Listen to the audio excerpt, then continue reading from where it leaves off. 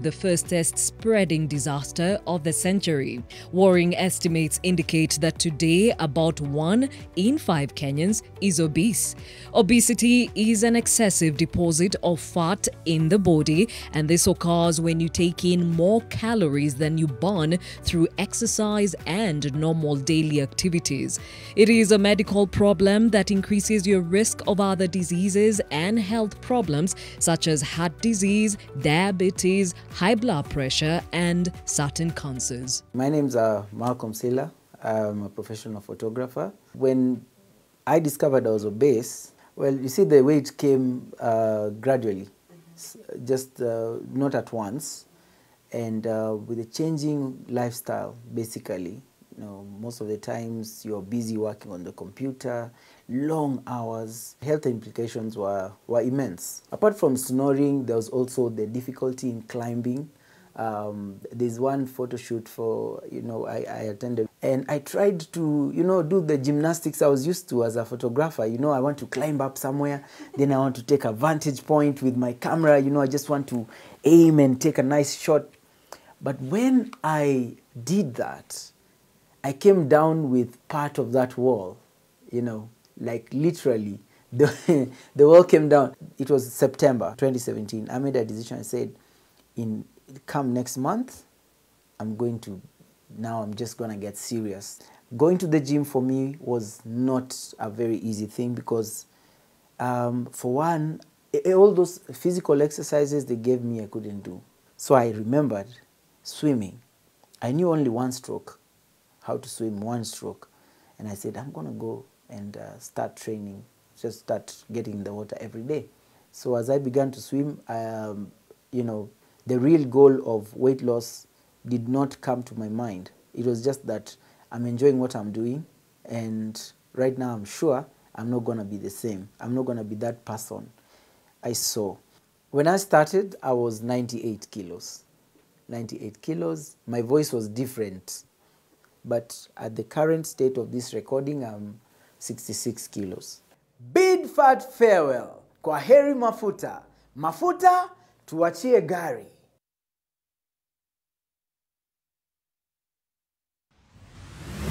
Mafuta tuachie gari, so says Malcolm Silla, even as he shares his journey with obesity. And as you can see, his before and after, he really has done a turnaround with his lifestyle to manage the same. So let's talk about the rising burden of obesity and, of course, the impact of the same. And to help us along with this conversation, we are joined in studio by Kefa Nyanumba, who is the lead nutritionist at Crystal Health Consultants. We're also joined by Edward Nganga, who is or has lived experience with obesity in the other studio, and of course Nancy Laboso, also with lived experience with obesity. Thank you all for joining us on this conversation. And just a reminder to you, our question of the day is, what needs to be done to avoid the rise of obesity among children and adults? What needs to be done to avoid the rise of obesity among children and adults? Remember, we're having this conversation on the backdrop of the fact that the Ministry of Health and the World Health Organization have termed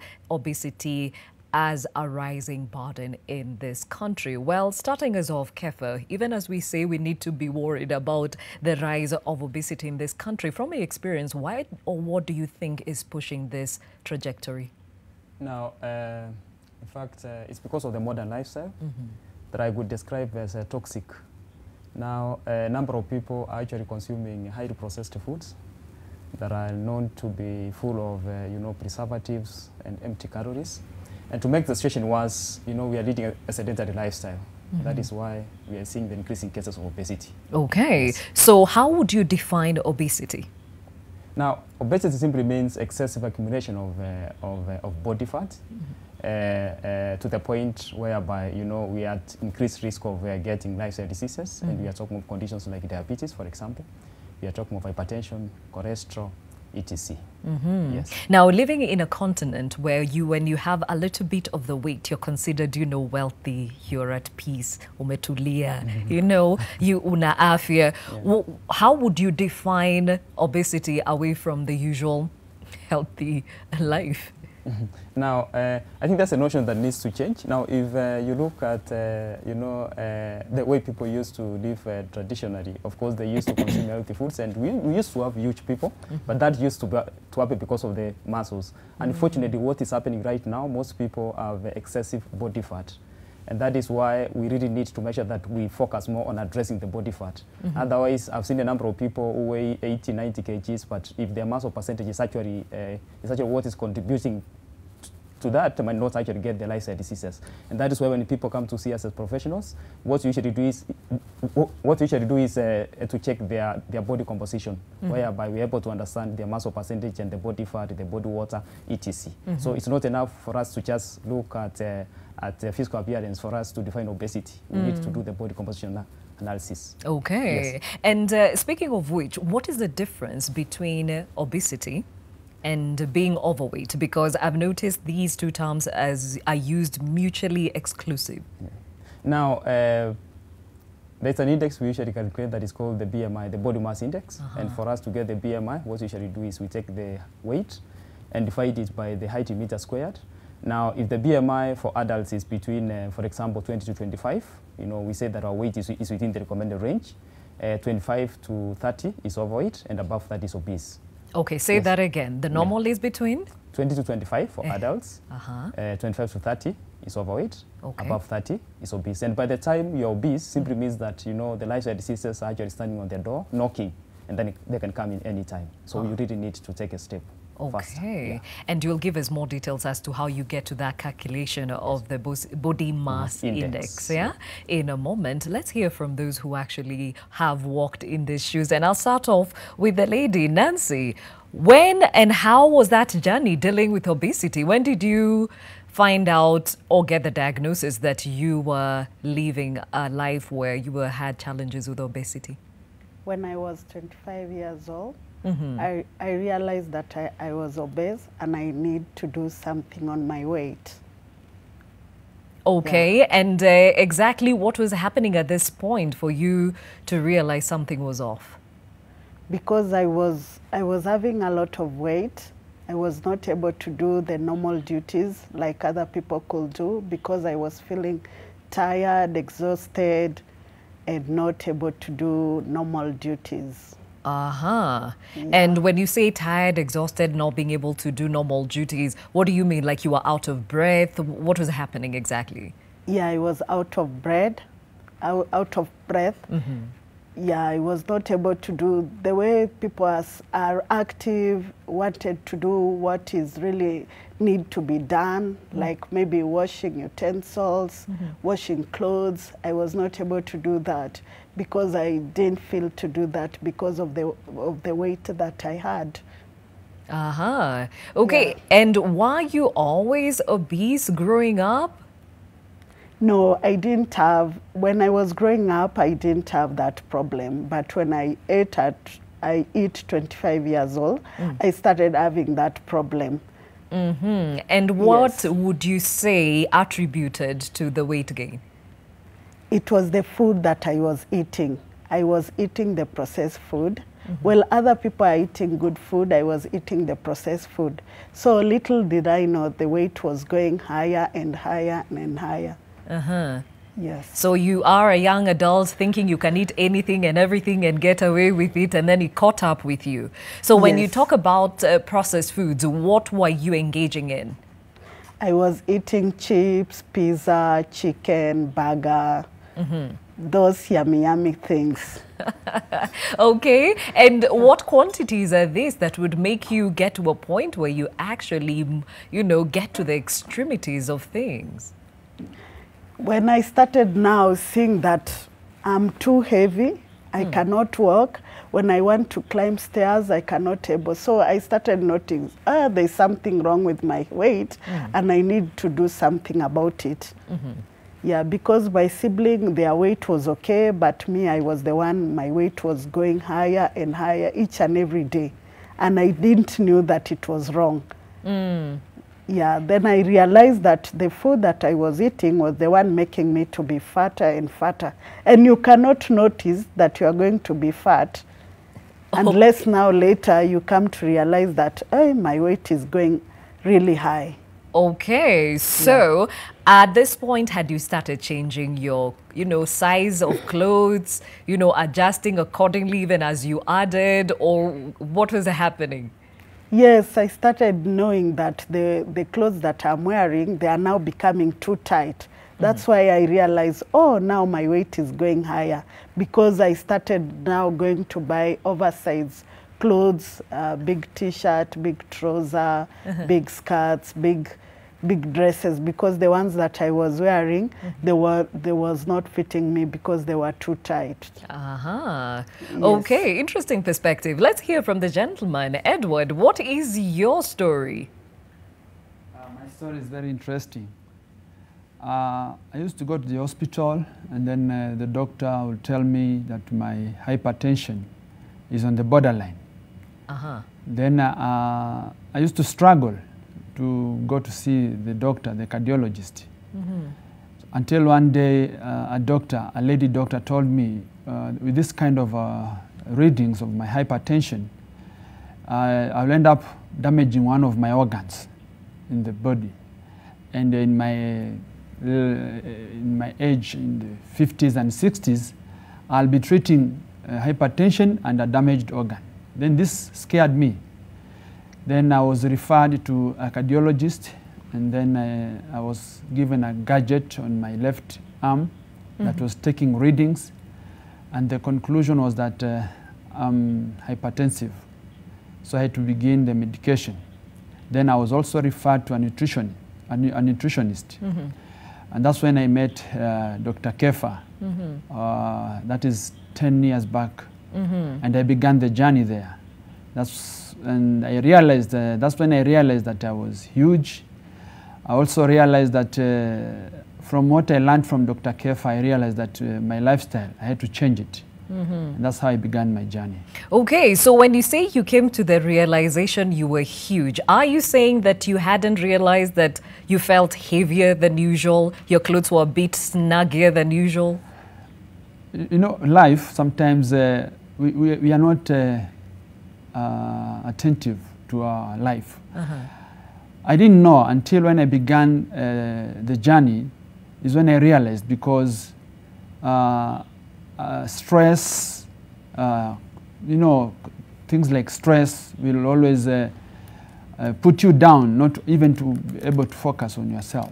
So that's how, when I began the journey with Dr. Kefa and I took my measure, then I realized, wow, I need to do something here. Okay, and even if you were not attentive, considering that at some point you were a young man, smaller, and then now weight started catching up with you, in retrospect, what are the things that you started adjusting to, to accommodate the new weight? Okay, even before I met Dr. Kefa, I used to do exercise. I used to do jogging a lot. But doing all that, and you don't know how to manage your food. You don't know what you eat, what you are eating. I realized it was not doing well to me. So when I began the journey, is when I realized that what I was eating before, I was just eating, but I didn't know what I was eating. Just to fill the tummy. Yeah. Okay, those are pictures of Edward. You can see on on one side, he definitely was heavier than he is today, and definitely the girth is what can actually tell you that he was bigger than usual. And today, how big did you get to? Actually, I went as far as 92. And 92, that's when I think I went the farthest. And what do you weigh today? Today, last time I was with Dr. Kefa, I was around 85. But I had reduced to 82. Yes. Then I resumed exercising. Now I'm doing tough exercise. I normally run 13 kilometers every weekend. And I like doing hiking of Mount Longnot. Okay. Yeah. All right, let's go back to Nancy. Nancy, what's the highest weight you got to? 90. Okay. 90 kg. And when you remember when you were a young girl, what were you at? What was the least you weighed, or at least the most even? It was like 58. Wow. Yes. Okay, so clearly those are pictures of you before and after, and there is a big difference. Yeah. Okay, so what do you weigh today? Now, the last time I went was like 77 kg. Uh-huh. Yeah, And you can feel the difference? a very big difference. Aha. Now, we'll talk more about the impact of the lifestyle change in a moment. But Kefa, even listening to the two, you can tell that there was a gradual, there was sort of a gradual season into the weight gain, but they did not were not aware that it was happening until it was a bit too late. For Edward, it was about the underlying conditions that became a risk factor. And for Nancy, it was about the fact that she couldn't fit in her clothes anymore. So let's start off with the underlying conditions, especially for Edward. How do these two relate, weight gain and the non-communicable diseases? Now, there's actually a very strong connection between obesity and chronic diseases. And that happens because of the excessive accumulation of the body fat. So what usually happens is when we gain more weight, what usually happens is we end up having more body cells that need more oxygen and nutrients. And what transports these oxygen and nutrients is the blood, meaning the heart has actually to work harder to supply the oxygen and the nutrients. And that, of course, would lead to hypertension, meaning the more we gain the weight, the higher the risk of getting conditions like hypertension.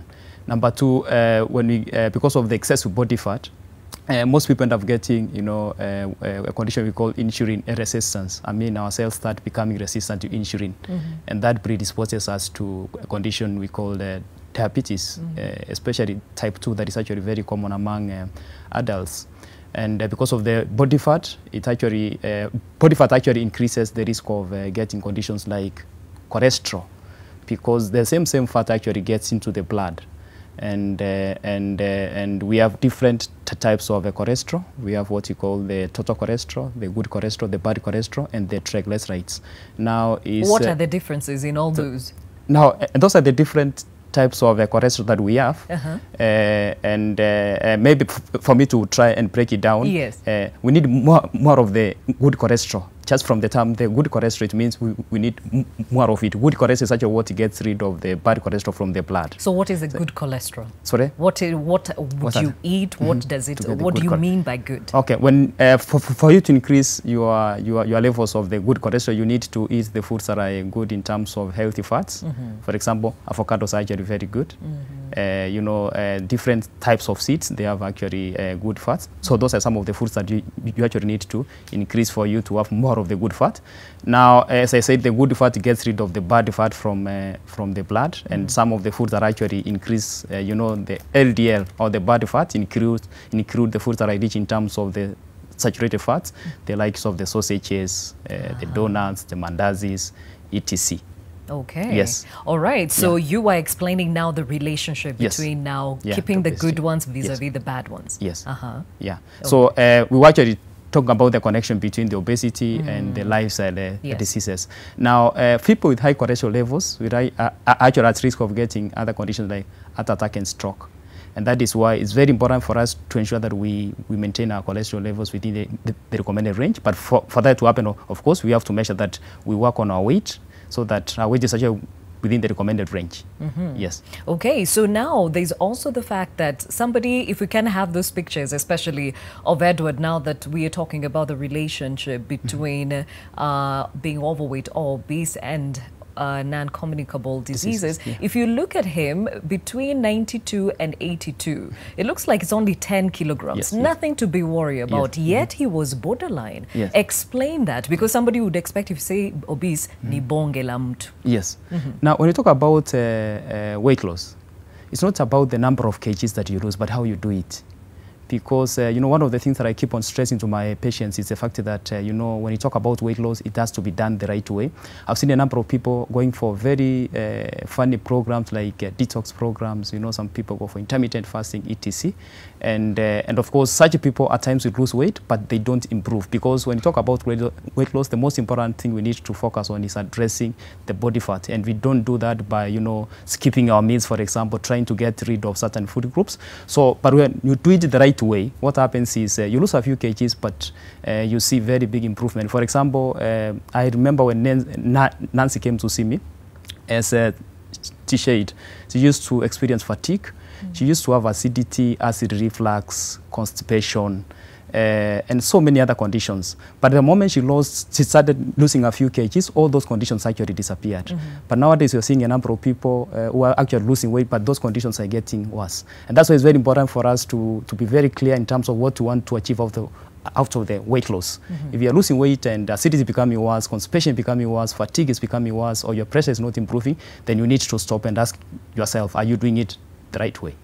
Yes. Okay, now to take you back on the relationship, because 10 kilograms sounds like it's not too much to cause anything. Yet in the case of Edward, you can actually hear that he was borderline. So what are you worried about, especially when it comes to the men? Is it the fact that your gut is a bit too big and so there's a lot more fat deposit around your organs? What's the science behind it? Now, we are worried about the body fat because, as I said, what is actually bad is the fat, not the muscle. So is it and where especially when the fat actually accumulates around the abdomen, becomes very dangerous. There's a ratio usually calculated, we call it the waist sweep ratio. It's actually able to assist us to understand where most of the fat is actually located. And when the fat is located around the abdomen, it becomes a bit riskier because it increases the risk of getting, you know, the chronic diseases and of course even certain cancers. And that is why we really need to make sure that we address the issue of the body fat. Now, if the weight is coming down but the waist circumference is not improving, then you still get those conditions. And that is why I keep on stressing that the way you lose the weight is actually the most important part that you need to, So the waist really matters, the waist size. Yes. Yeah. Okay. All right. Now, let me hear from Nancy. Kefa has mentioned that you were also struggling with constipation. You mentioned about fatigue. What other things were you struggling with? Yeah, I had constipation, I had acidity, I had, what do you call, acidity, obesity, and acidity reflux, simply because of the food that I was eating that trigger those things. So when I had that, wanted to lose weight a lot. So when I wanted to do that, our nutritionist came to where we work. I used to work in our hotel industry. So when he came, when I went to see Dr. Kefa, he realized I was not even struggling with the weight, also acidity. So Dr. Kefa did not give me medication. He told me, what food do you eat? I told him I eat this. So he substituted food and told me, if you don't eat this, eat this. So when I ate the food, the acidity went away. The heartburn went away. Also, I had H. pylori. So I was taking Esokit. So Esokit went out, the medication went out. I started using vegetables and fruit, which I was not doing those. So after that, like a month or 2 months after visiting the Daktari, all things went away. Yeah. Yes. Okay, so how soon after you started your journey with a nutritionist did you see the changes? After a month, I started seeing the changes with the food that I was eating, not medication. Interesting. Yes. Kefa, you have something to say? Yeah. In fact, most of the people with the digestive disorders really struggle with weight loss. Because when you have some of these conditions, what happens is they slow down the rate of metabolism. Meaning, at times you might even take the right foods, but most of the food is actually converted into fat. And in most cases, the body actually deposits the same fat around the abdomen. And I think it's very important for our viewers to understand that there are many ways you can actually use to know if your waist circumference is within the recommended range. One of them is actually by just taking a tape and measuring. For example, for women, we recommend around 60 to 80 centimeters. Anything above that means you need to start working on your weight, because from 80 to 88, it means that you're actually overweight. Above 88 is obese, meaning you can actually get to know how you are doing without stepping on the scale by just using the waist circumference tape. Okay, yes, so the ideal is 60 to 80 centimeters. For you just ladies. need to get a tape, and check around the abdomen, around the navel. Okay. Yes, and for men, it's supposed to be 69 to 94. That is normal. 94 to 102 is a warning, meaning you are becoming overweight. Above 102 is obese. So for the men, the normal is 69 to 94 centimeters. 94 to 102 is a warning, and above 102 is actually danger. So meaning 69 to 94 to 102 is overweight, above 102 is actually obese. Because this is something that we can actually check at home. Okay. So that in case the waist circumference is above the recommended range, then you need to take a step. At times the weight might be normal, but if the waist circumference is above the recommended range, you are still at risk of getting the lifestyle diseases. And that is where we are not supposed to talk just about the weight, but the waist circumference is very important. Because as I said, what is bad in the body is excessive body fat. Okay. Yes. All right. Yeah. Now, back to Edward. You said you are borderline hypertensive, which means you hadn't gotten there, but you were almost getting there. So how soon after you started seeing the nutritionist did you start reversing the trend? It took like a month because I began reducing weight immediately. And within a month, my readings were okay. Even the cardiologist began telling me to reduce the dosage, and I reduced the dosage. I even ended up stopping taking it under the guidance of the cardiologist. And although I went back taking the medication, but I reduced so drastically, and I felt very well. And I remember, as Nancy was mentioning about fatigue, I remember I used to be put down for a whole week with fatigue. Oh. And it was very chronic by then. I didn't know. I didn't know it was being caused by the overweight, but it used to be very bad for me. Okay, so when you say it used to put you down, what do you mean? I remember I used to feel pain, such that even if you take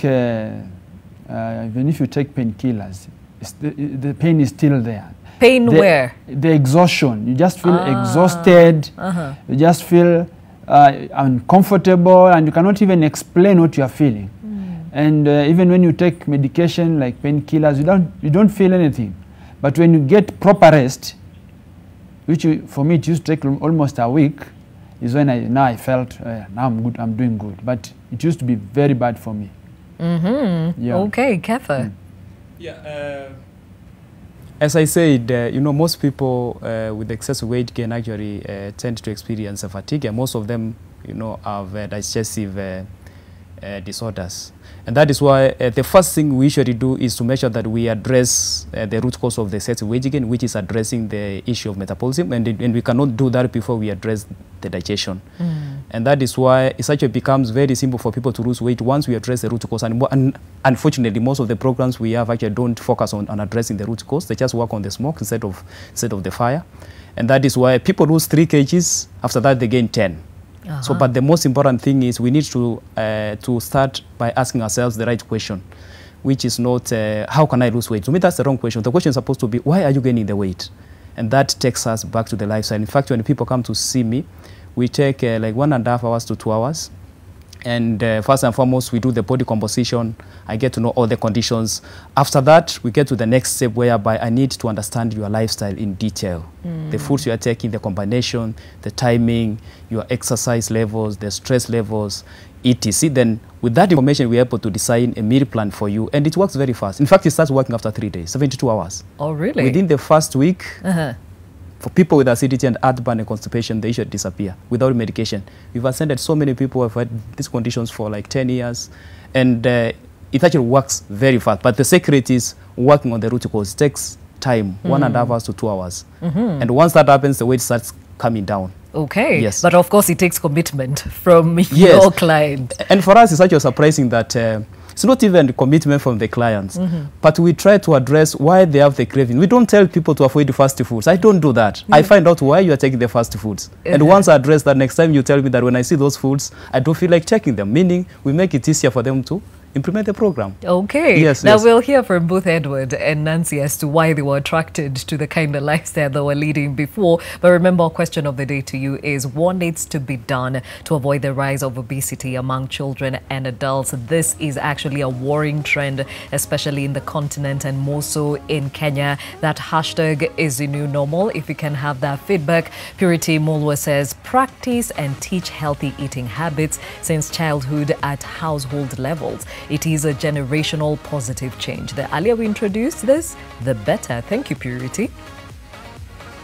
Another one here from Timothy Simuyu, who says it all has to do with lifestyle. Diet and exercise matters most. For children, encourage play. They may come back home dirty after playing, but they will be healthy. For adults, avoid sedentary lifestyle. Most people use motorized means of transport. Hata kama ni walking distance, try mostly walking and possibly cycling. Interesting perspective. Pauline Bogo here says, stop giving children junk food to start with. Pauline will actually address this extensively in a moment. Valik Langat says, feeding children with a balanced diet. Yes, this will be actually a good way to counter the rising burden of obesity amongst children. Remember, that hashtag is new normal. Even as we share amongst ourselves what needs to be done to avoid the rise of obesity among children and adults in this country. And let me get back to Nancy. Kefa has mentioned that addressing the root cause of a problem is where the solution lies. For you, you are attracted to the junk food, yet you are not eating what you are calling the good foods. Why? Because I was feeling they are sweet, and then when I come from town, when I go to town, I see fish, I see chicken, I see chips. I just get into there and start eating it because it was craving. There were a lot of craving. But when I went to see Dr. Kefa, he told me, when you feel like eating chips, go buy apple, go buy pineapple, go buy watermelon. So I got that habit. So when I go to town after work, when I see chips, my mind tells me watermelon is better. So that's what I adapted to that lifestyle. But it wasn't easy, was it? Because I can tell you for sure, even when you cook chips in your house and you pass by a hotel, you want to have those ones they're cooking there. Yeah, it's not easy, but all things come from the mindset. If you set your mind that if I eat this, and this is what is my solution, I need to get the root cause of this. Because I needed to change. I didn't want this lifestyle disease again. So I had to make my mind. It was not easy, yes, the way you say. Yes. But I had to make my turnaround. I had to change my life so that I can get the good body shape that I want, so that I can be able to fit the good clothes that I have. That's why I had to change the lifestyle. Okay. But for the first time, it was not easy. It took me some times before I adapted. Okay, help me understand. When you were growing up, did you come from a background where you were exposed to the good foods, as we are talking about, you know, the traditional foods? Yeah, we were exposed to the traditional food because I come from the Kalenjin land. We used to eat vegetables, we used to eat milk, we used to eat ugali for the wimbi. Yes. But now when we came to Nairobi, is now that that lifestyle for the village disappear. I started now eating the good food in town, which I didn't know that it was fad food. But my parents brought us in eating healthy food. But now that things, when you come to Nairobi, because you are seeing people eating chips and chicken, you want to adapt with that style. Somebody is saying ukikuja town unaomoka unadhania that's the way to go. Very true. Okay, interesting perspective there. Let me hear from Edward. Now, when it comes to nutrition, especially for the men, half the time, as long as they are full, it doesn't matter what's on their plate. What was your lifestyle? What did you used to eat? What were you attracted to? I used to eat just for the sake of filling my stomach. I didn't know what I was eating. I didn't care what I was eating. But when I met Dr. Kefa... Before we go there, what were you attracted to? Okay, fast food, number one. They are very, very tempting. And then I used to like taking tea with a lot of sugar. Yes. A lot of sugar, and I could take like, in a day I could take like 6 to 7 cups. And that kind of sugar consumption, to me, I realized much later it was not good. And whenever you feel you want to bite something, obviously you go for easy things like biscuits, things that you don't know what you're eating. So it was not, some of these things we do, we are not aware what we are doing. In fact, yeah, in most cases, we are not aware what we are doing and what we are eating. Okay, Edward, are you saying you're not a fan of nyama choma? Because most men struggle with this one. I know my late father had a gout problem, and it was because of nyama. So I was aware of that. I used to eat, but not that much, because I was scared from what my father was ailing. So I avoided it. Okay. Yeah. All right. Now, Kefa, there's something that you need to clarify, because as somebody is saying, yes, you don't tell somebody to stop eating the processed foods. You address why they are attracted to it. What have you found is normally an instigator to some of these cravings? First and foremost, you know, craving means that your body is craving for nutrients. The moment you start getting cravings means that you have what you call nutrient imbalance. And most people will actually crave for fast foods, especially, you know, the sugary foods, because of excessive production of insulin. Insulin is actually one of the hormones that converts, you know, the glucose into fat. And therefore, if you have a lot of circulating insulin, you are likely to start craving for sugary foods. And once I know that, then what I need to find out is what is making your body to produce insulin. And once I address that, of course, your craving actually disappears. If you have a craving for salty foods, same case, we simply need to find out why do you have craving for salty foods, and we address that. And next time you see those foods, your body not ask for it. That way, it really becomes easier. Some people actually tell me that when they see those foods nowadays, they feel very bad. And these are the same people who used to eat those foods on daily basis. And to me, that is transformation. Okay. At times as professionals, I think we don't do our work because what we keep on saying is avoid fast foods, don't take this, don't do this. But we're not assisting people to address why they are taking those foods. Once we do that, it becomes easier for the people. And that's really worked for my patients. Okay. Yes. Let's talk about the relationship between, you know, being obese, overweight, and with sugar. Because Edward has said he was a tea guy with a lot of sugar in it. And I've had over and over people saying sugar is actually, you know, the worst thing when it comes to this. Explain. Now, we have three enemies to our healthy status. The first one is sugar, salt, and fat. But sugar is actually the worst, because sugar provokes what you call the cravings. When you have a tendency of eating sugary foods and all that, you know, cravings usually become worse. Meaning people take sugary foods are likely to gain weight faster than people take fatty foods. But it's also important for us to understand that we have different types of sugars. We have what you call icing sugar that we find in the cakes, for example. We have what you call high fructose corn syrup, which is what we find in the soft drinks. And that is actually the worst form of sugar because it increases the risk of diabetes type 2, because it actually makes our body to overproduce the insulin. And of course, we have what you call the processed sugar. Most people know processed sugar because that's what we add in our tea on daily basis. And some people take up to 10 cups of tea, and they're adding like 3 to 4 teaspoons of sugar per cup. So at times we are taking up to 40 teaspoons of sugar per day. Per year is actually a full sack of sugar. And that is why we really need to make sure that we cut down our intake of processed sugar, because it's like a very important nutrient. We call it chromium. Chromium is actually what controls insulin production. So in summary, why we are getting, you know, cravings is because we are taking up abnormal foods. For example, if you are taking white bread, because of lack of fiber, the body cannot understand it. It can only keep on asking for more and more and all that. Yeah, so we really need to make sure that we cut down our sugar intake because it's actually worse than even the salt and the fat. Oh, really? Yes. Okay, and still on the sugar thing and the tea. I mean, we are in an African setting. Chai is part of our culture. So are you saying that stop taking the sugar, or are you saying reduce on the teaspoons of sugar? Sugar is not bad. Salt is not bad. Fat is not bad. What is bad is actually taking too much. But how can we know the amounts of the sugar or the fat or the salt we need?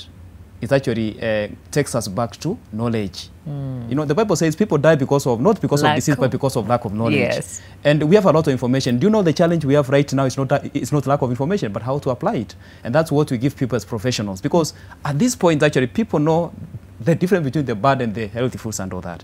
People know that. So what the people need right now is how to apply the information. And for me, the best way to assist people to control the intake of the sugar, the salt, and the fat is by ensuring that we don't give them information that comes in pieces. I mean, people need the full information. People need to know what they're supposed to take for breakfast, for lunch and dinner, the timing, etc. When it's done that way, guess what? The body will actually control you. It's not even our work, to try and measure the calories, measure the amount of sugar we need and all that. Yeah.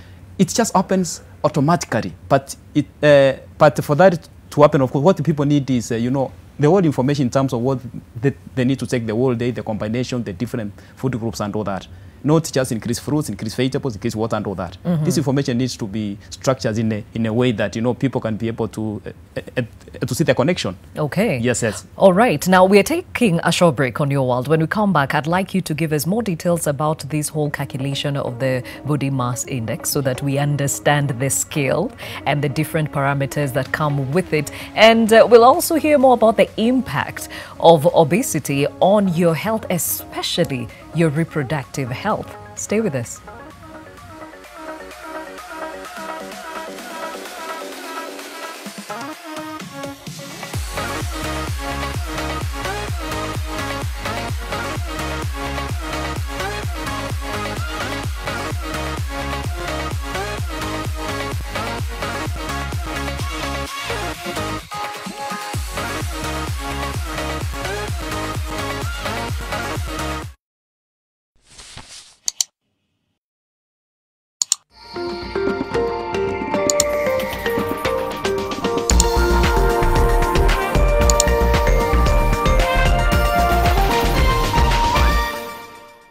The World Athletics Under-20 athletes are the next big names in sports. Is astonishing. Be part of their growing pains and glory in wins. One of the great Olympic moments.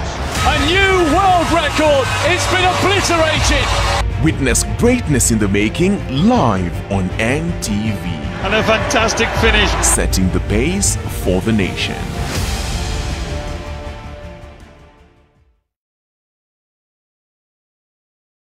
Timeless love. I thought today would be the happiest day of my life. Sooner or later, we will have news about Geronimo. So you believe that he escaped with a doctor? Well, he ran to her arms once when Renata told him to jump in the lake. That man has low passions, and I'm convinced he's with her right now. And that's not all, Regina. There's an order of apprehension against you. Timeless love. Yummy. I know, Nitamo. It's no surprise. The good quality baked bread from Bowl A is festive bread. Chukua yako moja leo.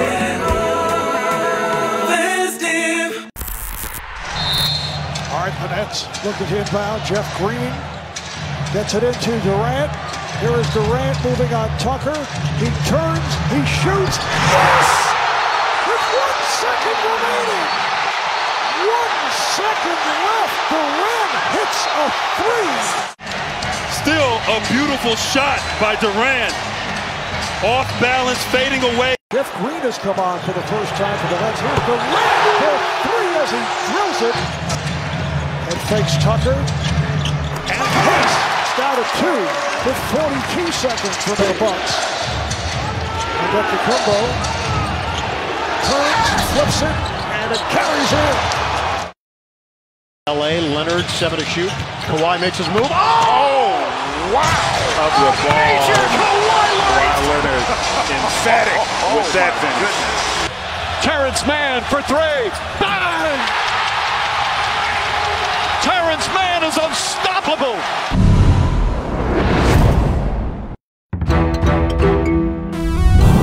These flags are representing the people that live in Philadelphia. That's what I'm doing.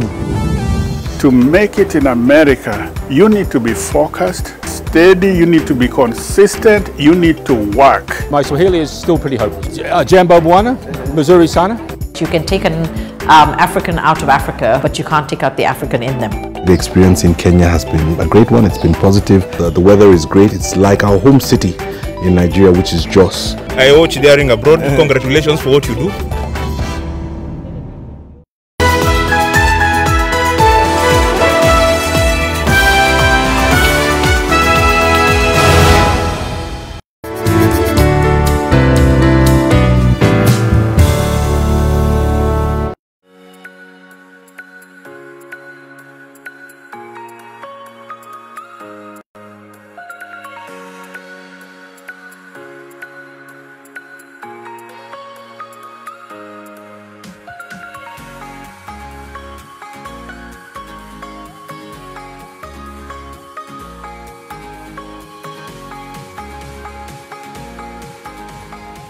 Thank you for staying with Your World. My name is Gladys Gachanja. We still have in studio Kefa Nyanumba, who is the lead nutritionist at Crystal Health Consultants, Edward Nganga and Nancy Loboso, who both have lived experience with obesity. Thank you for joining us on this conversation. And Kefa, there is a lot of feedback coming out of this, definitely. As you said, people do know what is good for them, but they're attracted to the bad stuff. But then again, we need to also have a discourse as to what needs to be done to avoid the rise of obesity among children and adults. And Ari says, proper dieting, straight up. Okay, fine. Thank you for that. We have another from Sam Sebaduka, who says, more awareness about the dangers of overeating and encourage all of us, especially the upper middle class, about the importance of a minimum of 30 minutes of exercise 3 times or more a week. Thank you, Sam.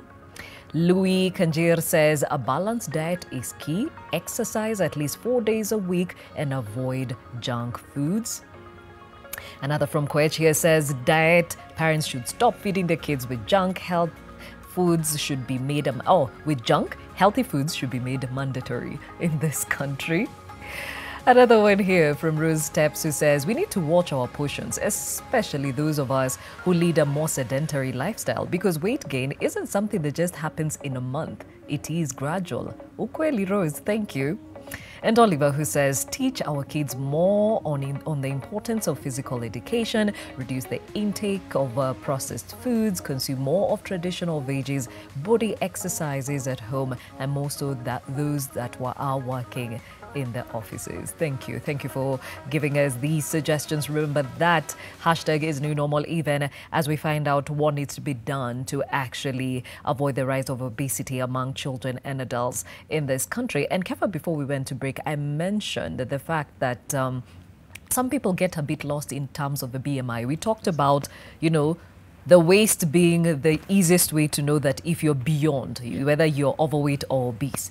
When they come to you, how do you calculate this BMI? Now, for us to get the BMI, first and foremost, we need to check the weight in kgs and the height in centimeters. After that, of course, we have to convert it into meters. And for you to get the BMI, all we just need to do is to divide the weight by your height in meters squared. For instance, if your weight is 80 kgs, and your height is 1.6. So for you to get the BMI, you just need to take 80 divided by 1.6 times 1.6. As I said, you're supposed to get an index between 20 to 25 for adults if the weight is normal. Above, 25 to 30 is overweight. Above 30 is obese. Okay. Yes. Does the height matter? Because there are some people who are tall. They are overweight, but they don't look it because, I guess, of the distribution of the weight. Yes, height actually matters, and that's why we should not compare ourselves in terms of our food portions. I'm saying that because you'll be surprised that, tall people are allowed to eat a bit more than short people. Oh, really? In fact, even studies have shown that tall people seem to live a bit longer than short people. Because when you're tall, your BMI comes down. Yes. Yes, because as I said, for us to get the BMI, you simply need to divide your height, your weight against the height. And therefore, because of the height, we can actually take a bit more food. And of course, it actually plays a key role when it comes to our BMI. So 2 people with 80 kgs will have a different BMI. That depends on the height. Okay. Yeah. And just talk a little bit about height. Now, studies have shown that as Africans, our height has been coming down. If you go to Western countries, the height has been increasing because they're very keen in terms of how they feed children before the 2 years of age. Okay. Our height has been coming down, and height is something that is very, very important. Yes. Isn't this based on your genetics? If they're not all people in your family, you don't have a chance. Yes, but you see, if children are not fed well before 2 years, they might not achieve their potential height. If I was to get 170 centimeters, and I'm not fed well between the first 2 years of life, I might not actually get to 170. And therefore, because of that, our height as Africans has been coming down. And that is why we have high cases of stunting, etc. Okay. Yes, yes. So height is something that we really need to. It's actually good when you're a bit tall. Yes, when it comes to chronic diseases. Yeah. Today I have learned that taller people have a higher chance of living longer than shorter under the same people. conditions. Okay. Under the same conditions. Because I might be tall, but if I smoke and drink on daily basis and all that, of course, I might end up dying faster. So the key word is under the same conditions. Tall people seem to live a bit longer than short people.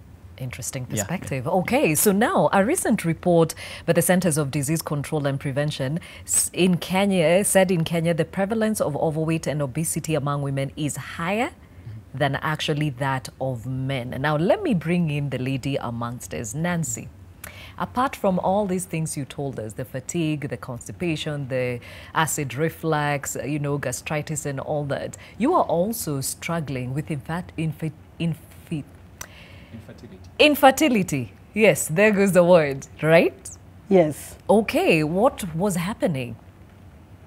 Yeah, I was trying to get the baby, but it was not easy because of the weight that I had, but I didn't know it was the weight. Until I went to see Daktari, I went to gynecologists. Gynecologists are telling me, you just wait. So because of the food that I was eating, that messed me up.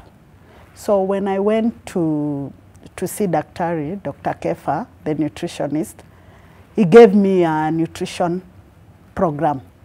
So when I did that, as I go on, when the acid reflux was going down, the acidity, also the reproduction was also getting better and better because it was like those fatty deposits were maybe causing those not to get reproduction. Mm-hmm.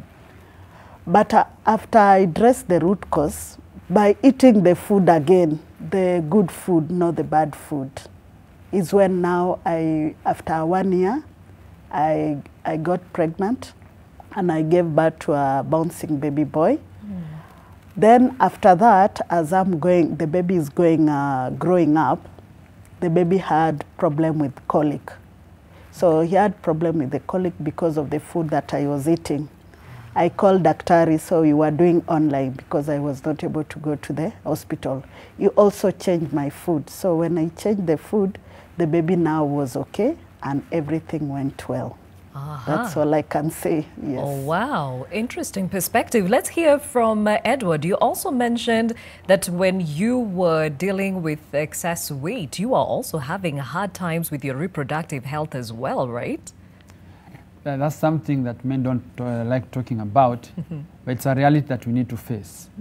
Because if you don't do exercise and you just eat what you are eating, it will affect your libido. It will affect your relationship with your wife, and it also affect your relationship with people, especially in your working place. Because if you're not well and you're not aware, you will always find yourself, in bad relationship with people. And it was so surprisingly that all this is just because of what you're eating. And then I remember, it's a bit a private story, but it's good for audience. My wife had miscarriages, and to my surprise, it was me who had the problem because of low sperm count. Then I realized it is because of what I was eating and the lifestyle that I had. Oh. So I had to resume exercises, and I followed what Dr. Kefa told me to do, and eventually I ended up getting my last born after around 2 miscarriages. Oh, wow. Okay. Thank you for sharing that story and being vulnerable with us. Also, the same with you, Nancy. And Kefa, clearly, reproductive health is one of the things that is severely affected by obesity or being even overweight. Talk about the same. Now, it's becoming a serious issue nowadays that, pregnancy, and nowadays it's not easy for most people, for most women to get pregnant, and that happens because of excessive body fat accumulation, because it actually interferes with the hormones, so it causes what you call hormonal imbalance.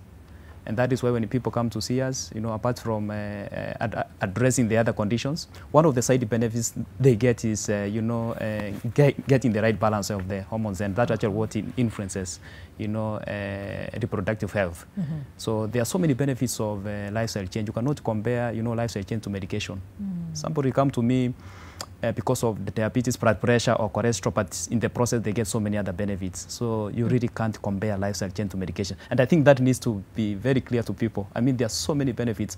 And one of the things we're encouraging people to do is you really don't have to be sick for you to see a nutritionist. Our role is supposed to be, prevention. Yeah, on a yearly basis, let people see nutritionists. They need to make sure that they exercise and all that, because they're really going to get so many other benefits. Okay. Yes. Now, even as we're still talking about the reproductive health, there are those who have said being overweight, being obese also can affect, your menstrual cycle. There are those who even get menstrual disorders, all to do with the hormones, as you're saying? Yes, what actually controls that is our hormones, and that is why when they come to see us, we work with the gynecologists, and we are able to address the root cause, but it all takes us back to the lifestyle. For example, you'll be surprised to know that something as simple as, apart from the food, something as simple as, not getting enough sleep at night can actually interfere with your hormones. For example, some of us like working on our computers throughout night, and we don't know that at night there are some hormones our body produces, they're called melatonin. Our cortisol levels are supposed to come down, and something as simple as that can actually interfere with our hormones. The foods we take are very important when it comes to hormone production. It's actually the hormones that actually control our reproductive health, as I said. Yes. Yeah. Okay, and for the gentlemen, as Edward is saying, this is one thing that men do not correlate. Do you see this often with your clients? It's actually very, very, very common nowadays.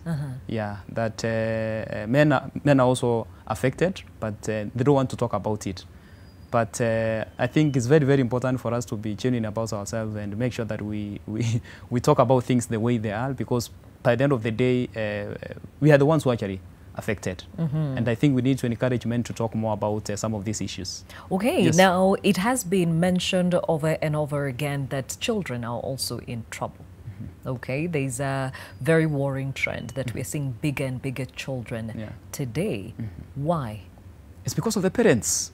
Children don't purchase food for themselves. It's the parents. It takes us back to lack of knowledge. Parents think that when they're giving their children sausages on a daily basis, that they love their children. What they don't see is the fact that these are the kind of children in future who get the cancers, etc. So to me, I blame the parents, because you don't give children unhealthy foods in the name of, you love the children and all that. If you're giving them those foods, then it's supposed to be once for a while. But unfortunately, especially during this time, there are children who don't know what is sweet potatoes, arrowroots, and therefore, I see more people getting cancer in the future. It's not rocket science to see that happening.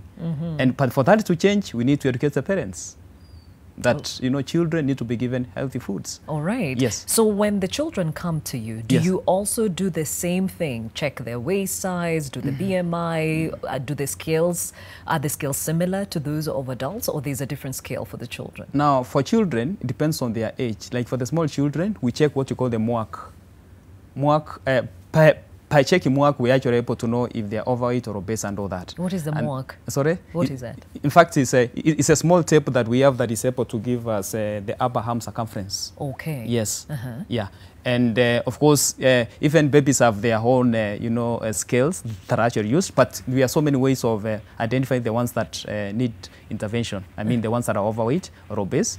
And just like adults, we design meal plans for them, addressing what they're supposed to take.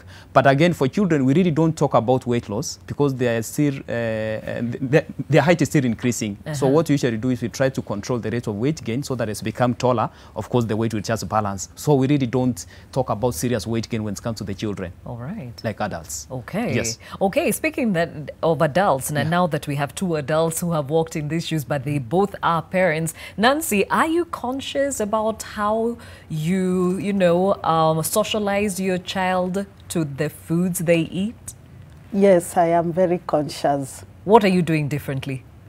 Okay, like in the morning, he needs to take tea and then small sugar, like one teaspoon. Yeah. And then I've taught him to take arrowroots and ndoma and guashe. Then during lunchtime, he take rice, vegetables, and before that, he has to take a fruit. So each and every day, even before, when I come from work, he asks me, Mommy, have you brought me watermelon? Have you brought me apple? So I have that consistency of knowing that my child is growing up, knowing the good food and the proper nutrition to be taken. not to be eating pizza each and every time you go to the mall, you buy pizza, you buy cakes, no. Okay, but do you engage them at least once in a while? Because at the end of the day, they're kids. Once in a while, they want to be spoiled. Yeah, maybe during birthday and during party, or maybe you have family gathering. Weekends? Weekend, like twice in a month. Okay. Yeah. Wow, you are a strict parent. Yes, I have to. Because if I don't do that, you'll be obese. And I don't want that problem. Okay. Yes. Are you worried because you are in those shoes that he might end up that way? Yes, because it's Nini, what do you call it? It's generic. Genetic. Yes, okay. genetic. All right. Speaking of the genetics, Edward, do you have overweight struggles, obesity in your family? Naturally, we are huge. Okay. Yeah, naturally. And so when I began this program, I began making kids to reason. You know, it's good to make them reason. For example, when you drive along Gong Road, you'll see big billboards with junk foods. Then you make them reason. You tell them, if you buy those food and the normal food, the junk food is more expensive than the good food. And the good food is more beneficial to you than the junk food. And like the case of my son, he used to go to the hospital every Saturday because of tonsillitis. And it was because of sugar. Until the doctor told my son to reduce taking sugar and to avoid sugary things. And as young as he is now, he's 9 years old, he's aware that sugar is not good. In my house, we don't take soda, sugary things, we avoid them. Yeah. Okay, and how do you strike the balance between them being kids and wanting this stuff and also telling them, okay, fine, you need to do this in moderation? You know, mostly is when you avoid them not to do, but once in a while, it's okay. And you make them aware. You can mess once in a while, but be aware of what you are doing and what you are taking. Okay. Yeah. And when you say generally in your family you're huge, are you talking about your own family members, your siblings, or are you talking about you and your kids? Even my siblings. Oh. Yeah. Okay, so for you it is obvious, it's genetic. It's genetic. If I allow myself, I can be very huge if I'm not careful. Okay. Yeah. So has this changed the minds of your family members in also, you know, tweaking their lifestyle now that they see it's possible through you? The good thing with us human beings, when somebody does something which is beneficial to his life, it triggers other people's mind. Yeah. Like even in my place of work, people are now like, even sometimes ask advice from me about what they eat, because like in the morning, I like taking arrowroots. Because the potatoes, the sweet potatoes also. And people get to like learn from you and they want to do what you're doing. So it's amazing that they're now, their conscious now is guiding them because of what I'm doing. Yeah. Okay, interesting. Now, Kefa, just listening to both parents, clearly there is an importance in passing on the right information to the children. But if we are saying we're not worried about excessive weight gain in children, then why is it that we hear that there is obesity in children? In fact, we should be worried about excessive weight gain in children. And as I said, of course, that happens because of, the foods that our children actually taking. But I think the best thing we can do as parents is for us to set an example. Let's start by making sure that we are actually eating healthy foods ourselves. And we need to understand that some of our food choices have what you call transgenerational consequences. I mean, the habits you pass to your children, they are likely to pass to their children. So at times you find people in the same family with the same conditions because we share our eating habits. And that is why I usually say that lifestyle diseases are infectious. Yes, because if we are taking the same food, you're likely to get the same conditions. And therefore, it brings a confusion between the genetic cause of the lifestyle diseases and our lifestyle. And I think it's something that we need to dig deeper and understand more about it, because if we are setting our eating habits, then we're likely to get the same conditions. Yes. Okay, now help us along, especially now with the genetics of it. Edward says his family they are all big. And I can imagine for his age, his family comes from a generation where they ate food from the ground. Yes. All right. Yes. But also for Nancy, she's afraid that because she walked in those shoes, her child will. So what is the genetic science behind all this? Now, you know, genes control the normal functioning of the body, and therefore, if you are overweight, actually, you are likely to have a child who is going to be overweight as well. And that is why, therefore, we need to be more careful. But it's not automatic that your child is going to have diabetes because you have it, or your child is going to be obese because you are obese. And we need to to look at it like a gun with some bullets inside. What triggers what pulls the trigger is our lifestyle. And therefore, again, we should not be scared that because we are coming from a family whereby, you know, most people are overweight or they have chronic diseases that we are going to get those conditions. No. What pulls the trigger is our lifestyle. It simply means that we're supposed to be more careful. Okay. Yes. Interesting. Now, let's talk about the converse. And somebody has asked here, and they're saying women develop strong, visible-looking abs at 18% body fat. However, studies have shown that body fat lower than 22%, excuse me, may cause hormonal imbalance. That's actually true, but most people don't know that. Now, we have different recommended ranges for body fat for men and women. For example, you know, men are supposed to have less than 25% body fat, and women is less than 30%. So excessive, you know, body fat, you know, causes hormonal imbalance. The same case happens to, especially when the body fat is actually too low. And that is why we should be very careful when it comes to, you know, to the way we approach this information, because if the body fat becomes low, of course, even women can actually be affected in terms of a pregnancy as well. Most people don't know that. Yes, so that is actually true, and I'm happy that, you know, that has actually come out. Something has come out of this. So forgive my voice.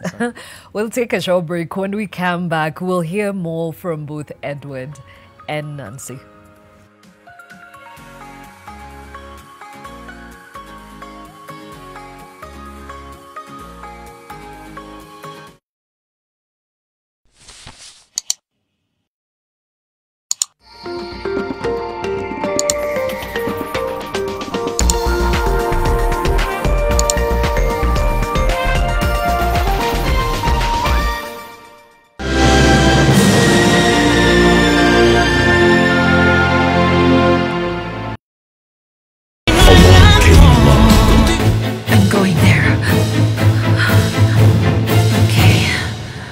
You see in your cell phone? What? Fernanda told me you received a message earlier. What was it? No. That man is insane. How could he do that to his own girlfriend? If you're feeling pressured or anxious about our upcoming wedding, I don't know, maybe we can postpone it. But you don't love her, David. No, you don't. And so your marriage, I can guarantee you, is going to fail. Along came love.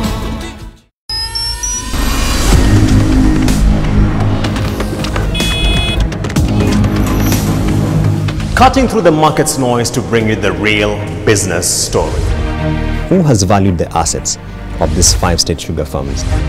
Comparison is made in terms of labor costs. It's a lot more favorable in markets in Asia compared to countries such as Kenya.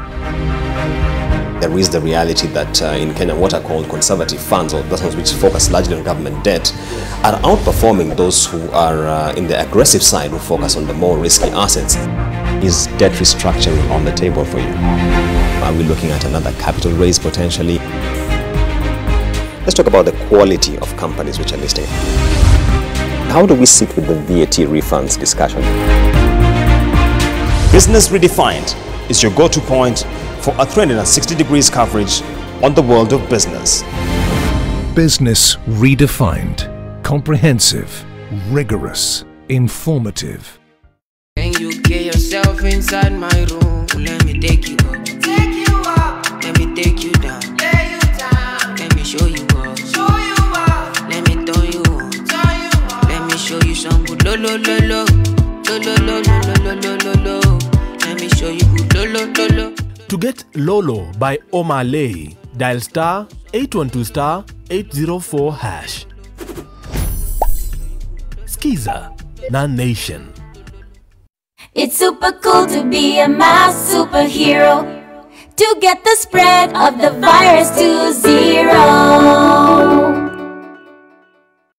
Did you know that anyone who is 6 years and older can be a superhero and wear a mask?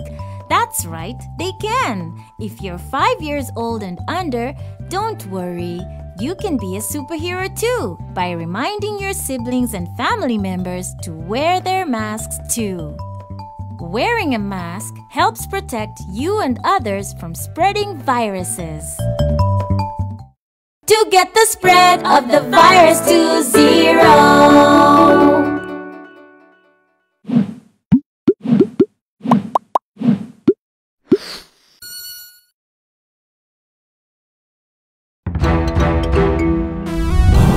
These flags are representing the people that live in Philadelphia. That's what I'm doing. To make it in America, you need to be focused, steady, you need to be consistent, you need to work. My Swahili is still pretty hopeless. Jambo Bwana, Missouri Sana. You can take an African out of Africa, but you can't take out the African in them. The experience in Kenya has been a great one. It's been positive. The weather is great. It's like our home city in Nigeria, which is Jos. I watch daring abroad. Congratulations for what you do. For years, others have told our stories and taken our narratives. That has led to misconceptions, half-truths, and outright lies. That ends now. It starts with the truth, our truth. A collection of our ideas, thoughts, and aspirations. The ones that propel us, enable us, and ultimately empower us. Find it all at nation.africa. Uninformed, unbiased, and comprehensive coverage of news and events, with in-depth investigative pieces as well as opinions from the best within and outside the continent. Nation Audio will also provide the best in creative audio experiences. Find fresh, innovative segments to stimulate your mind on Nation Puzzles. Stay up to date with the Nation newsletter. It's simple, affordable, and accessible to you with just one click from 150 shillings monthly. Subscribe now on nation.africa/subscribe and get the exclusive story. Nation. Empower Africa.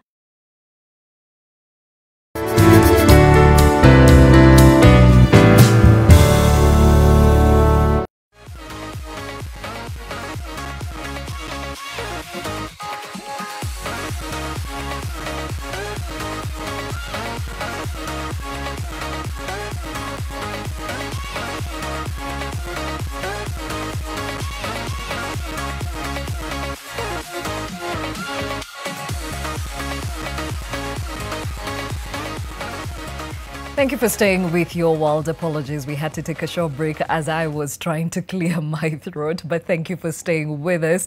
Now, let's take a look at your other world before we get back to our conversation of the day, which is the rising burden of obesity in this country. Now, Colombia is facing the worst wave of the pandemic, which has left more than 107,000 people dead in almost 16 months in the South American country. Maria Victoria Gonzalez, a general manager at a local crematorium, says in June of 2020, we had 26 COVID deaths. And this year, in June 2021, we had 164 COVID bodies, an increase of 646%.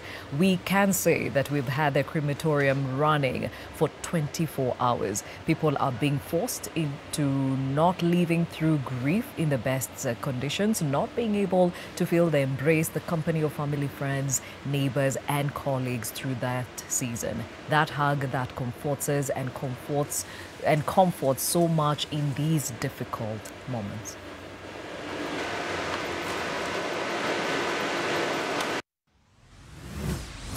Well, I'm absolutely buzzing. Come on, England. I'm happy with it. But you know, we just have to keep moving, says a happy England fan at the weekend after his team crushed Ukraine 4-0 to set up a Euro 2020 semi-final against Denmark, who continued their remarkable run by beating the Czech Republic in the last 8 earlier. Challenging with Denmark, particularly with their sort of like their enthusiasm. I think they're going to come into it fresher than Ukraine came into it. So I think we're going to go back to probably the more defensive thing, but yeah, we'll see how it goes. I think we'll get it again. Next is Denmark. They're going to win. Obviously, we're going to win. not Denmark. England's going to win, and we're going to get through to the final, and then we're going to win. So that's what's going to happen next. I'm pretty sure it's coming home. It is coming home. Good to see us win 4-0, especially like after all the sort of like close games. It's good to see us like finally, you know, completely triumph over an opposition. So like, good to see that happen. 4 goals scored. I didn't see all of them, but the most of them, unbelievable. Unreal performance. I'm happy with it. We have to be going to the final, otherwise we have to absolutely be going to the final. This was as expected. I'm absolutely buzzing. Come on, England. I'm happy with it. But, you know, we just have to keep moving. Whoa, 4-0. 4-0. Come on, the boys. On to the next round. Final.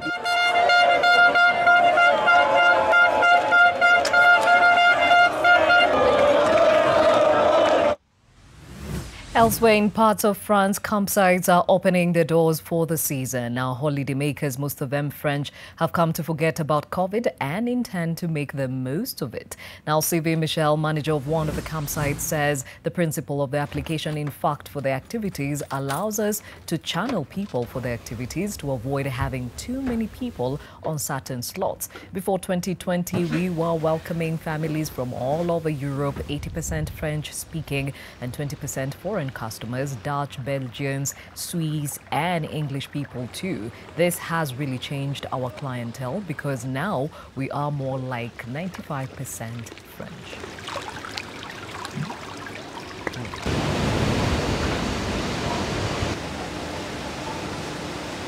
Le calcite, le nitrite, le brome et le...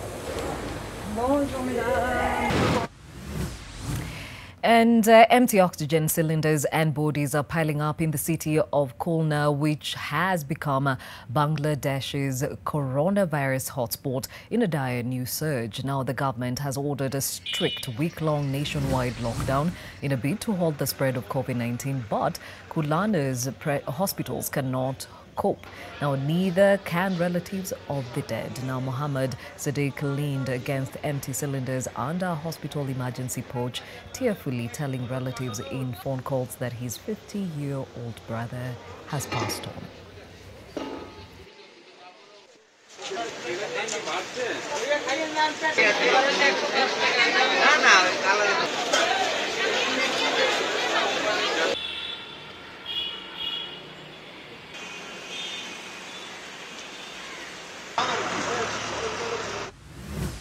Well, the impact of COVID-19 still being felt across the world and right here in Kenya. So still remember to keep those COVID prevention protocols, which is wearing your mask, social distancing, and of course, washing your hands with soap and water regularly. And if you cannot access that, use that alcohol-based sanitizer. Now back to our conversation of the day, which is the rising burden of obesity in this country, still with Kefa, Nancy and Edward. And before we went to break, I mentioned that, Edward, I'd like to hear from both you and Nancy in as far as this radical lifestyle change that you've taken up that has changed your life forever. Edward, for you, and of course representing the men who normally have the hardest time changing around their lifestyle, especially the diet, how is that looking? To me, it's absolutely good because when you start catching up in terms of gaining the benefit of losing weight, feeling healthy, feeling rejuvenated, it really makes you feel well. Like, for example, in my case, when I began this program, it was not easy. I remember at one time I told Dr. Kefa, I'm feeling a bit, like I'm losing energy. I'm not energetic. And he was very keen to guide me until when I began exercising again slowly while observing what I'm eating. Then with time, when you start losing weight and feeling well, you realize, wow, this thing is working. Then it keeps you moving, keeps you moving, keeps you moving. Because I remember I was losing every month I was losing 2 kg. So it was really motivating me because I realized it's working. Yeah. Okay, and you said before losing this, it was also bringing issues at home. So, of course, the first beneficiary is Mama at home. What is she saying? Of course, because I remember when we had our last born, actually it was quite a very, very interesting thing. I realized weight is a bad thing, because when we went to see the doctor and it happened that I was the problem, you know, it was a shock for me. Yeah. I could not imagine that as a man I'm a problem. But the doctor was good, he explained to me, and I realized what my problem was, and I began working on it.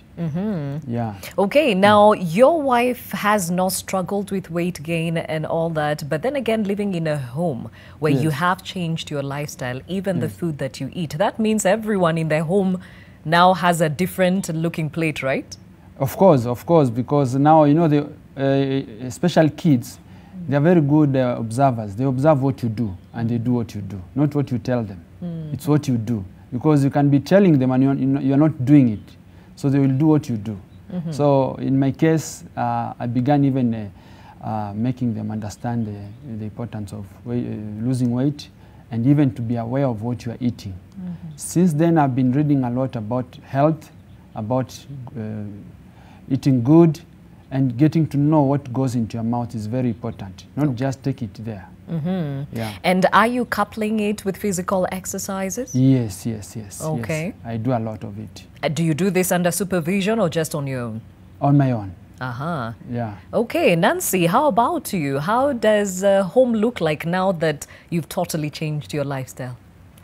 They look good. They are happy about me because, first of all, I had self-esteem. I was not liking myself. I was not happy about myself. But nowadays, I have confidence. First of all, I want to thank God because of the journey that has not been easy. Then my family, the support from my mom and my dad, the support from my siblings. Also, I want to thank Dr. Kefa for taking me this journey. We have a team called our boot camp. It's a training session. So I really want to thank them because they encourage me, telling me go along, because I've not finished yet towing a lot of weight that I have. I still have more to remove. So they are encouraging me. Also, I've also encouraged the people that were struggling with, because they are happy with the new look of me. That's what I can say. All right. Okay, and what are these drastic changes that you've made in your nutritional journey especially? I've changed the way I was eating junk food. Nowadays I take fruits and vegetables. If it's carbs, I do a lot, kidogo. And then what also has made me to change lifestyle is about the dinner. I eat by 7, I'm supposed to be eat. I take fruits and vegetables and small carb and protein. Yes, so nowadays we stopped taking the normal protein, so I do plant protein. So Dr. Kefa introduced me more on plant protein. Okay. And it has really helped me. So you don't eat meat at all?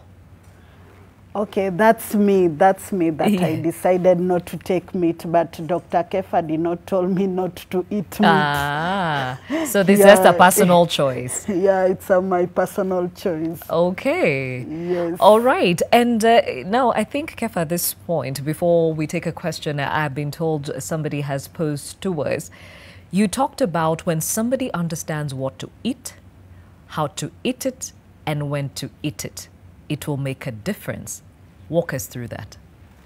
Now, when you talk about good nutrition, it's not enough for us to eat the right foods. You can eat the right foods but still get lifestyle diseases. It's such happening even to people in rural areas. They don't seem to afford, most of them don't afford fast foods, but they still have all the conditions we are talking about. So it actually goes beyond taking the right foods. We have to make sure that we are taking them the right way. And that is why the aspect of how to eat the food is actually something that is very important, the food combination. Now, one of the challenges we have right now as a country is iron deficiency, for example, lack of iron. And that is happening because of our poor food combination.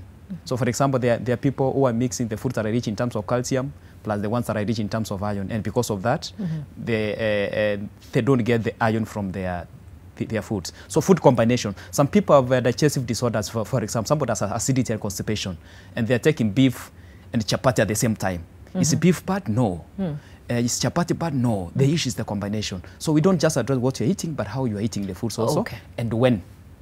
Yes. All right, before you get to the when. Yes. Tupeleke pole pole. Yes. So you've talked about combining calcium. Yes. And iron. Yes. Then one cancels the other. Yes. Give us practical food so that you know what you're talking about. Or for example, if you are taking, for example, traditional vegetables. I know especially for people who come from Western, they have a nice tradition of vegetables.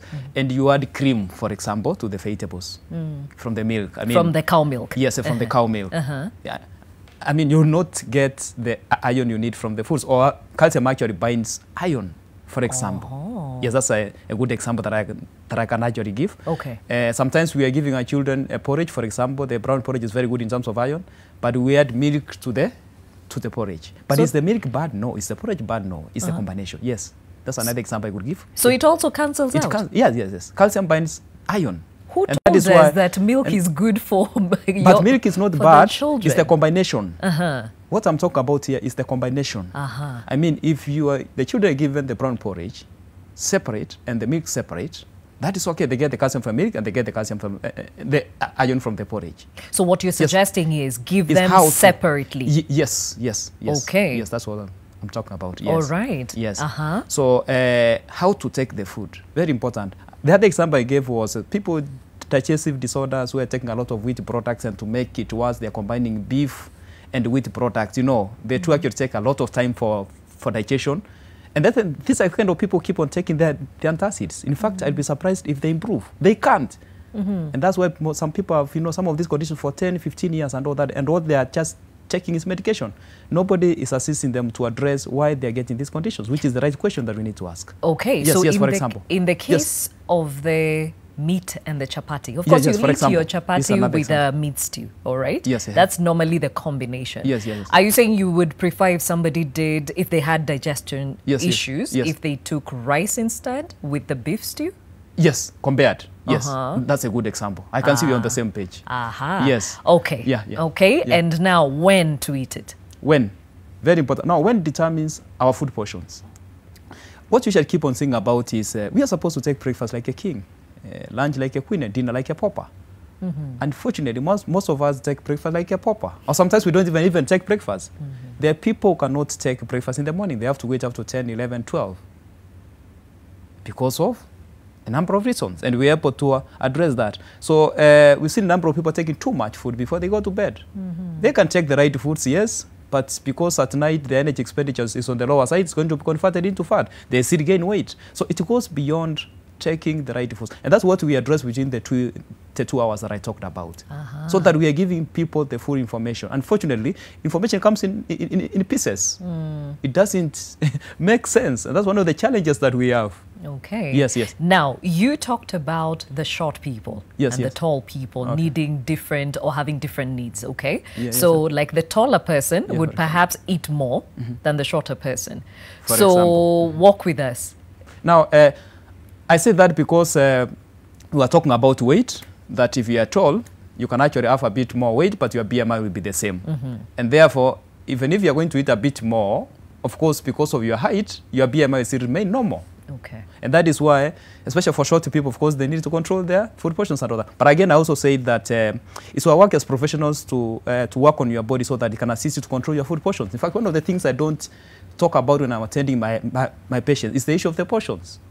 Because I discovered that if people take the right foods, the body take care of the quantities. Our body knows what it needs to know that. And we need to take advantage of that. And it really becomes easier when we give it that approach. Okay. Yes. When you talk about portions, there is a whole debate about portions. You come from an African society, especially where the men believe that size of a plate is what will determine if they'll get full or not. And then you ask them to reduce on it. Explain to us how this works, and especially most of them who are involved in manual labor, especially. Now, when we talk about portions, there are so many factors we consider. One of them is sex. For example, we know that men actually tend to have more muscles, and therefore they're supposed to eat a bit more than women. They're supposed to eat a bit more than women because their metabolism is actually good. One of the things that influences our metabolism rate is the muscle percentage. And because men tend to have more muscles, therefore they are supposed to eat a bit more than women. Meaning if men and women were to eat the same amount of food, women are expected to gain weight faster than men because of the metabolism rate. Okay. Number 2, our activity level also determines our food portion. For example, for manual workers, they're supposed to eat a bit more than people working in the office setup. So therefore, all these factors are actually very, very important when it comes to determining our food portions. But again, our body usually communicates. You know, one of the challenges we have is most people don't know how the body communicates. Our body always speaks to us. Most people don't understand the body language. And at times we confuse between 3 terms: appetite, craving, and hunger. Hunger is the need for food. Appetite is the desire for food. But craving is an intense desire for a specific food. Most people confuse craving to be hunger. And therefore, the moment we address cravings, naturally people will not take excess food. Okay. Yes. All right. Yes. Now, taking you back to now, especially those who have manual labor or are more physically intensive, you know, when it comes to what they do on a day-to-day. Would you suggest then all their meals they need to eat like a king because they are expending a lot of energy? If their body is functioning the right way, and according to nature, you know, nature has the way it works and we are part of it. Their body should ask for more food during breakfast, not me as a nutritionist telling them to take more breakfast. As I said, we're supposed to take breakfast like a king. The body should naturally ask us to take more. In the morning? In the morning. When evening comes, the body should ask for less. And we're able to work on the body to do that. Yes. Okay. And, you know, I say this because we come from, you know, setup where that ugali is eaten thoroughly at night. Because you feel like you've spent so much energy during the day, you need to compensate. In most cases, it's because we skip our meals. If you don't take lunch, I don't have any business telling you to reduce your dinner because you not manage. So we have to find out why. Okay. Yes. So the why is what matters. Yes. Okay, so we have a couple of questions also coming to you via our social media handles. If we can have some of those. Rashid Mwadzame says, informative discussion. Doc, tell us something on bone density and obesity. Perhaps you can address this. Now, we know that obese people tend to have excessive accumulation of the body fat, and that tends to slow down the rate of metabolism. When metabolism slows down, all the body processes usually slow down, including digestion and absorption of the nutrients.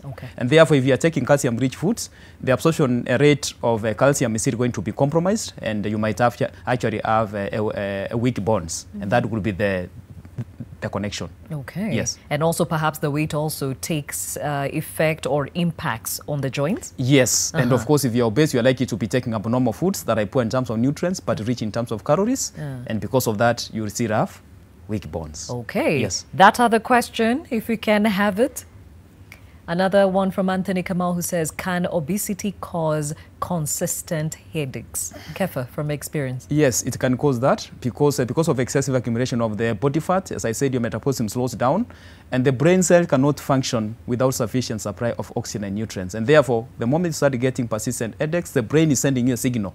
Headache is not a disease. And that is why people take painkillers, but they don't get rid of it. Once the effect of the painkillers come down, the headaches actually comes back. And that is why we need to make sure that we address the root cause. Yes, obesity can also contribute to persistent headaches and the migraines as well. Okay, yes. I remember growing up also, my mother always told me, if your head is aching, it means you haven't hydrated well. What's the role of water in all this? Water is very important. And we recommend an average of 8 glasses of water per day. But of course, the exact amount of water we need depends on the body weight. The more the weight, the more the amount of water that you need. Now, water is very important because it controls our blood volume. And once your blood volume comes down, remember the blood is actually what transports oxygen. The rate at which your brain cells are getting oxygen gets compromised, and therefore, yes, you're likely to get persistent headaches. Oh, wow. Yes. Do we have another question? Okay, now there's another one here that has said,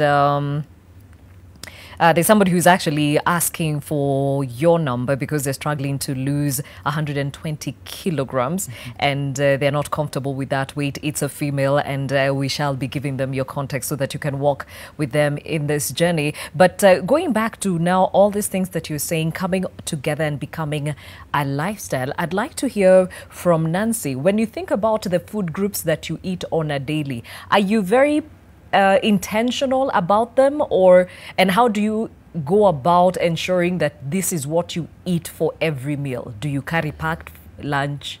Do you have somebody who does your food? How do you make sure that this keeps going? Okay, like when I used to work in a hospitality industry before Corona came and everything went down, I used to carry packed lunch to work. Imagine, it's an hotel industry, everything is cooked, but I had to carry packed lunch so that I can be able to maintain the nutritionist plan that I was given by Daktari. So nowadays, simply because also most of the time I do now other work, not going to the hospitality industry, so my mom prepare for me my food. Other than the others, you see like the way I eat my food, the way I want, and then others, they have their food they eat.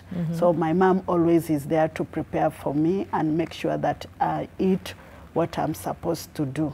Yeah, I have support from my parents. That's what I can say. Okay, yes. So the family has bought into this vision of ensuring you get well. Yes. Okay. All right. And for you, Edward, how does that look like? For example, you're up and about in town. It's lunchtime. What do you do? First of all, I carry packed lunch. Oh. I also carry breakfast. I carry the sweet potato. And as a choice, I stopped taking sugar. Now it's around 3 years. And also, I avoid milk. But when I'm in town, for example, and I feel like I need to bite something, I always opt for a fruit instead of maybe a snack like a samosa or what. I always go for a fruit. Or sometimes I can even take the what do you call the fruit that being sold by the vendors there, the one that is chopped. So I always go for a fruit, and I can stay with the fruit the whole day without any problem. Yeah. Okay, and how is your water intake? Yeah, that's another thing. I normally take, before I leave home, I normally take 2 glasses in the morning before leaving home.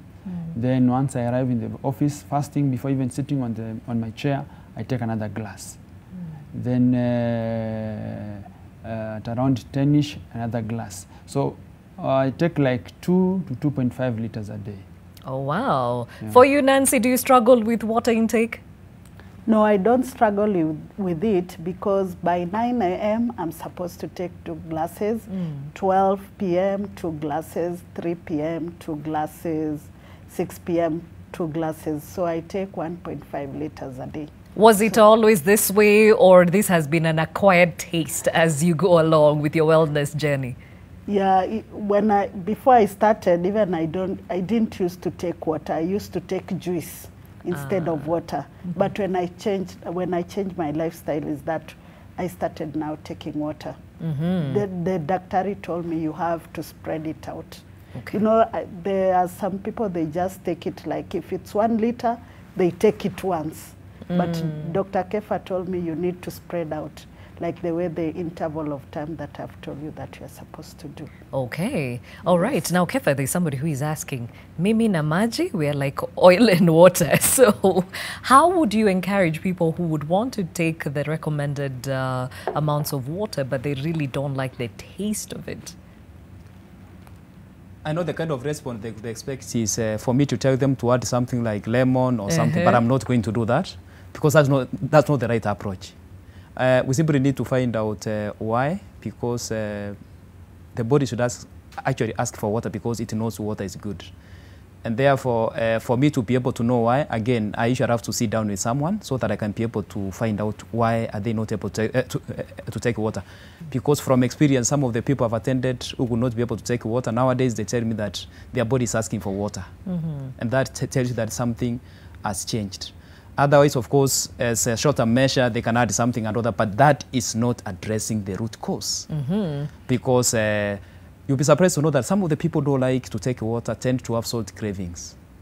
Oh. Yes, like they like salty foods and all that. So we really try to find out why that is happening. Okay. And for us to be able to know why, because it's not the same cause for everybody, once we sit down and I get all the information, then I can be able to connect the dots and address it. Unfortunately, it's something that I cannot be able to to do before I get the information. Okay. Yes, yes. Now, still with the struggle on water, there are those who say, if I can't take the water, I mean, the coffee and the tea that I take throughout the day and the herbal teas will compensate. True or false? No. It really doesn't work that way. In any case, if you're taking a lot of coffee, you need to increase your water intake, especially black coffee. It actually dehydrates the body because it actually interferes with the production of hormones that assist to control the balance of fluids in the body. In fact, coffee works like alcohol. People take a lot of alcohol, we tell you that urination usually increases. The same case happens to coffee. So you really can't say that if you're taking coffee, you're getting water. No, in any case, you need to increase your water intake. And if you have a condition like, of course, hypertension, what you need to make sure that you do is to make sure that you cut down your coffee intake because it could actually make the condition worse, apart from affecting your water intake. Yes. What would you advise, especially for those that have chronic illnesses? You know, they already are dealing with the diabetes, the hypertension, and some of them even some form of cancers. And during treatment, they are told to moderate the amounts of water that they take. How do you now strike the balance? For such cases, we try to find other foods that can assist them to get water. For example, we know there are certain fruits that are very good in terms of water. For example, you cannot compare an apple to a fruit like pawpaw. Pawpaw has more water, watermelon has more water. So we try to ensure that we encourage them to eat some of the foods that can assist them to get fluids. So that as they control the amount of water they are taking, they're also getting, fluids from the other foods and all that. That way, at least, we're able to moderate what they are actually taking. And still with those with special needs, do you consider this even as you start them off on the wellness journey? Yes, we also consider that. But we prefer that, the body is able to ask for water. The moment you tell me that you don't like the taste of water, then it means I really need to address that. But otherwise, I might not actually go to the point of encouraging you to get your water from those fruits and all that. But I need to make sure that I work on that because that means that the body is kind of malfunctioning, and I need to address that. Okay. Yes. And when it comes to the nutrition, does it apply the same to everyone, even those that are unwell, or you have special interest for those that have chronic illnesses? Now, people with different medical conditions have different nutritional requirements. That is why we take a lot of time to get their medical conditions, what they are taking, so that we can actually prescribe what you call a personalized meal plan that is able to address their specific issues, because people have different conditions, they have different requirements and all that, and we are able to make sure that we address those conditions, and that's why it takes a bit of time, the 2 hours. Otherwise, what would have happened is for us to come up with one meal plan that everybody actually just pays and implements. Apply. That is what is happening in the internet, that people are going there and they're given program, this program is for weight loss, and everybody's purchasing it and all that. It doesn't make sense. Okay. Yes. And speaking of which, there is a fad about intermittent fasting. It has been said it is proven, it is scientific, and it actually works. As a nutritionist, are you for it or not? I'm not for it because first and foremost, as I said, we're supposed to take breakfast like a king, lunch like a queen, and dinner like a pauper. Look at intermittent fasting. It goes against that. At times people are starting to eat from 12. You're eating more towards the end of the day. You're working against nature. As much as the weight comes down, sometimes you're going to regain it. But of course, you can still get so many other conditions. Remember when we started this program, I said that weight loss can also be a sign of disease. You go to the hospitals and most people lose weight, but they still don't recover. Why? Because of the way it's happening. People are breaking muscles. Why do people in the hospitals lose weight? Because they're not eating. Talk to sick people. All of them will tell you that they don't have appetite. And the only thing the body will do is to break down the muscles to conserve energy. And therefore, some of these programs actually make the body to break muscles. At times, you see a difference in terms of the scale, but you are still at risk of getting all those conditions. Number two, intermittent fasting doesn't seem to focus more on the quality of the foods, but the quantity of the food. My approach is very different. It's actually on the quality of the food, not the quantity of the food. Number three, it interferes with mealtime. If you have acidity today and you try to implement intermittent fasting, I can assure you, it will get worse. In fact, I'll be surprised if the third condition improves. So those are reasons as to why I can't recommend intermittent fasting. All right. Okay, so take it up at your own risk. Okay, so even as we bring this conversation to a close, you've walked in these shoes, come out as a victor. For Nancy, you're still in the process of the same. What would you like to encourage others? Okay, I'll encourage people to stick on their mindset, what their mind is telling them to do. It's weight loss you have to do hard work, patience, determination, and consistency. That's what I can say. Very well said. How about you, Edward? Starting the program is not an issue. Maintaining it is the issue. And being consistent, because since when I met Dr. Kefa, 10 years down the line, I can say I'm much more better now. And I can encourage others to do the same, because when you decide to do something and you are persistent, it changes even your perception of life, it changes your attitude, it changes many other things that you are not able to do before. So it's a good thing to do. Okay, thank you. And of course, Kefa, you see so many people walking in and out of your office doors. Your clarion call. Now, despite the increasing cases of obesity and lifestyle diseases, which is happening because of being surrounded by fast foods, there's one thing that encourages me, which is the understanding that what happens around us affects us by 10%. 90% is determined by how we react. And that is quite encouraging, because it simply means that we are not victims of our circumstances, but the masters of our destiny. Oh, very well said. And we leave it at that. Kefa Nyanumba, who is the lead nutritionist at Crystal Health Consultants, Edward Nganga and Nancy Laboso, who both have lived experience with obesity. Thank you for joining us on this conversation and being very candid about your own journey, and Kefa for all the advice that you have shared this morning. And as I said, for those that would like Kefa's number, we shall be sharing that after this broadcast. Well, that's it from your world this Monday morning. Tomorrow I'll still be on the driver's seat, and we shall be focusing on hair health. Yes, most people do not think about the hair being part and parcel of your wellness journey, and that's why we shall be joining a trichologist to help us understand how best to cater for your hair. And maybe this will help you understand why some people just have such a healthy mane and others really struggle with the same. See you then.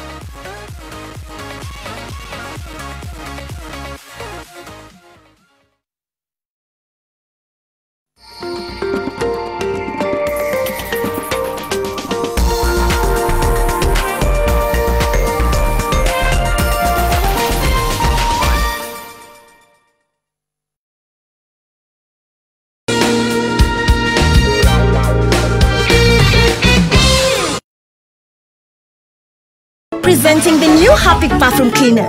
Compared to ordinary detergents, its thick formulation gives you superior cleaning and kills 99.9% of germs and viruses all around the bathroom. Blue for the toilet and red for the bathroom.